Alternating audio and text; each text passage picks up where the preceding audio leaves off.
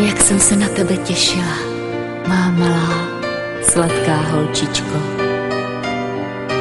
S nikým jsem si ještě nikdy tolik nepovídala, jako s tebou, když jsem prožívala ten zázrak, nosit tě v bříšku. Pěkně si kopala nožičkama, když si se otáčela.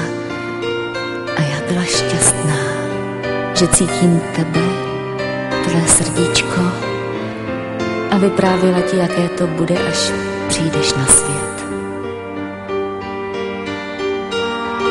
A pak nastal pro nás obě nový začátek.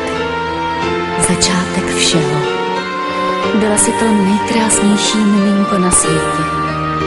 Tak jako je pro každou maminku, jen to její děťátko. S tebou,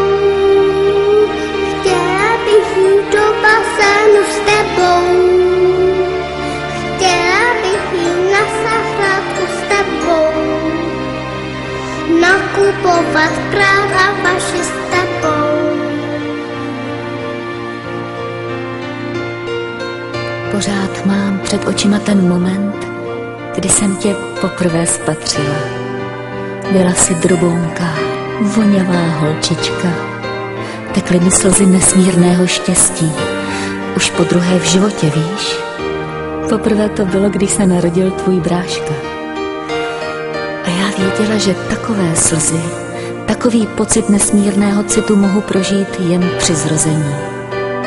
Tvůj první úsměv, slůvko, zoubek, krůček. Kolik bezesných nocí u tvé postýlky, když jsi byla nemocná. Kolik smíchu a radosti z tebe nás obě navždy spojilo. Tvá láska ke zvířátkům, kytičkám, zmrzlině a čokoládě, k vodě, nebi i k Ježíškovi. S tebou, chtěla bych si zpívat jenom s tebou, pohádky číst a vyprávět s tebou. Chtěla bych jít, maminko, s tebou. Všechno chceš dělat se mnou, prát a vařit, uklízet, nakupovat, plavat v bazénu, sázet kytičky.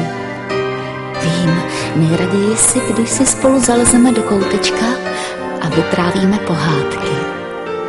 Ty, které vymýšlíš, ovšem ty, jsou pro mě nejkrásnější symfonií každodenního života. Jsou o tom, jak tě bráška škádlí, jak máš ráda svou kamarádku Dominiku, jak ti táta všechno dovolí. Mírám smíchy, když chodíš v mých botech, když si navěsíš na sebe korálky a náušničky a maluješ se malovátky pro holčičky, které ti přinesl Ježíšek. Střídáš pláč a smích.